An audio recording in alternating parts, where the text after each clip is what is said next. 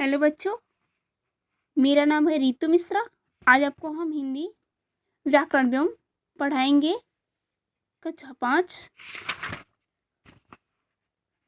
हम चलते हैं बेटा पाठ 1 भाषा तथा व्याकरण।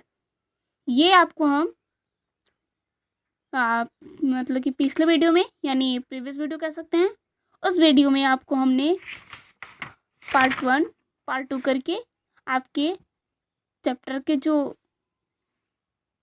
हेडिंग से हैं उनको आप व्याख्या किए थे। आज हम चलते हैं अपने एक्सरसाइज की तरफ। हमारा एक्सरसाइज है कि सही विकल्प पर सही का निशान लगाइए। ये देखिए है ना। तो भाषा के मौखिक रूप में भाव और विचारों को कैसे प्रकट करते हैं?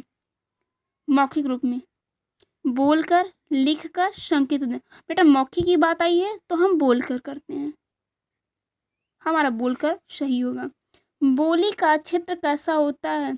सीमित, विस्तृत या व्यापक? बेटा बोली का क्षेत्र सीमित होता है। भाषा के इस महत्व को देखते हुए ध्वनियों के लिए क्या निश्चित किए गए हैं? बेटा चिन्ह। भाषा के महत्व को देखते हुए चिन्ह को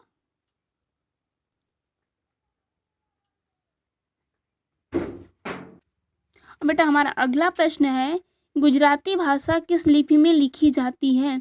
देवनागरी, रोमन, फारसी? बेटा आपने पढ़ा है कि हिंदी, संस्कृत, गुजराती ये सारी भाषाओं को देवनागरी लिपि में लिखा गया है। आपने पढ़ा भी है, ये देखिए है हिंदी, संस्कृत, मराठी, गुजराती इन भाषाओं को देवनागरी लिपि में लिखा गया है। इनका जो चिन्ह होता है बेटा, इनकी जो लिपि है वह क्या होता है? देवनागरी होती है। तो हम यहाँ पे किस पे सही करेंगे? देवनागरी लिपि पे। अगला प्रश्न हमारा है कि व्याकरण के किस विभाग में शब्दों के संबंध में विचार किया जाता है? कल नहीं कह सकते, हम प्रीवियस वीडियो में कह सकते हैं। यानी प्रीवियस वीडियो में हमने आपको बताया था कि वर्ण विचार के अंतर्गत वर्णों की अभिव्यक्ति दिखाई जाती है, शब्द विचार के अंतर्गत शब्दों की अभिव्यक्ति दिखाई जाती है और वाक्य विचार के अंतर्गत वाक्यों का संबंध दिखाई देता है।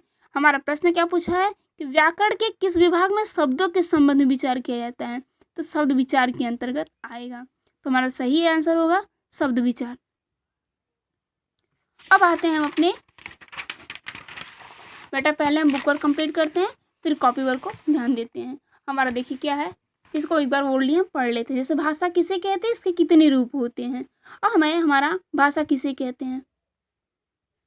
तो बेटा भाषा किसे कहते हैं? यानी जब हम अपनी बात को किसी दूसरे के सामने प्रकट करते हैं और दूसरे की बातों को हम ग्रहण करते हैं तो वो हमारा होता है भाषा। अब भाषा के 2 रूप होते हैं, मौखिक और लिखित। भाषा के 2 रूप होते हैं, मौखिक और लिखित। और हमारा सेकंड प्रश्न है कि मौखिक और लिखित भाषा में अंतर स्पष्ट कीजिए। मौखिक भाषा के अंतर्गत हम बोलकर और सुनकर अभिव्यक्ति प्रकट करते हैं, जबकि लिखित भाषा के अंतर्गत लिखकर और पढ़कर अभिव्यक्ति प्रकट करते हैं।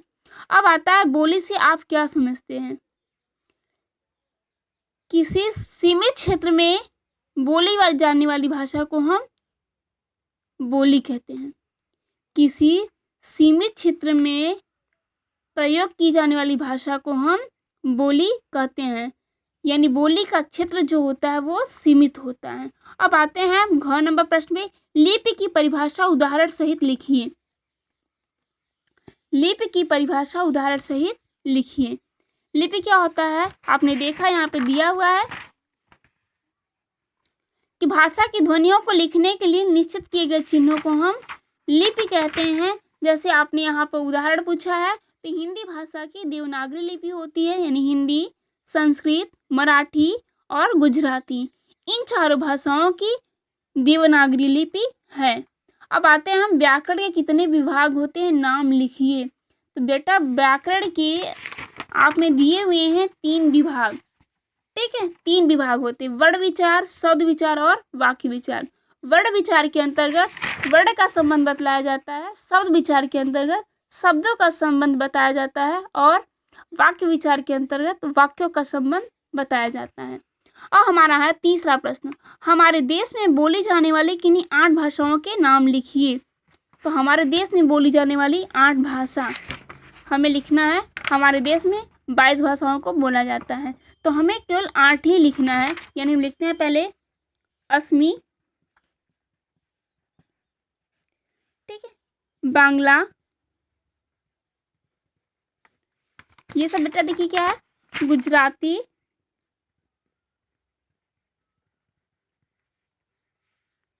हिंदी, हम और भी देख लेते हैं, संस्कृत, उर्दू, संस्कृत, मराठी, मलयालम,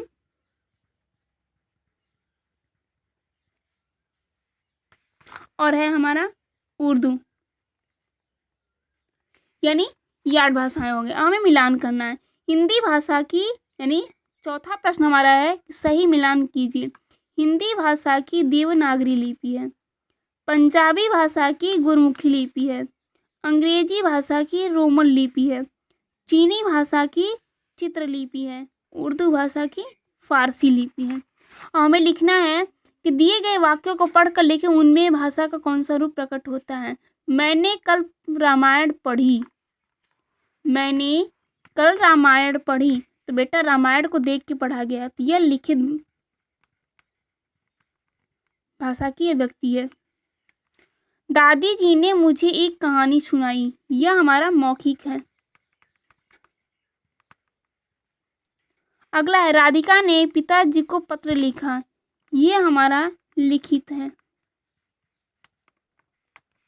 अध्यापक ने गणित का प्रश्न हल किया, गणित का प्रश्न हल किया तो बेटा वो उसके लिए श्याम पट्टी की आवश्यकता होगी, अध्यापक है तो लिखित के अंतर्गत है।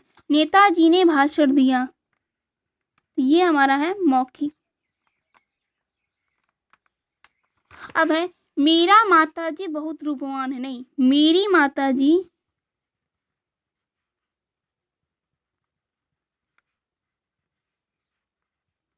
मेरी माताजी बहुत रूपवती हैं। रमेश को गर्म करके दूध दो, नहीं रमेश को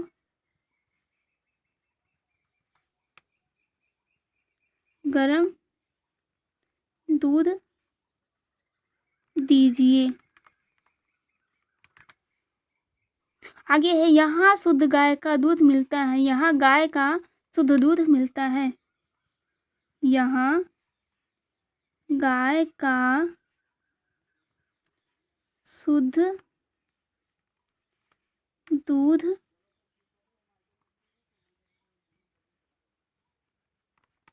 मिलता।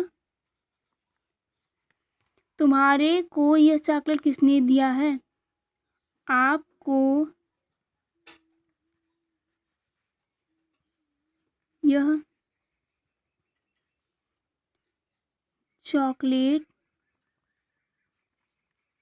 किसने दिया।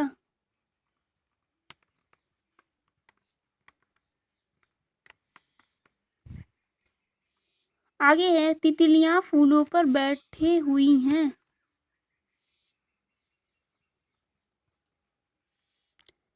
तितलियां फूलों पर बैठी हैं।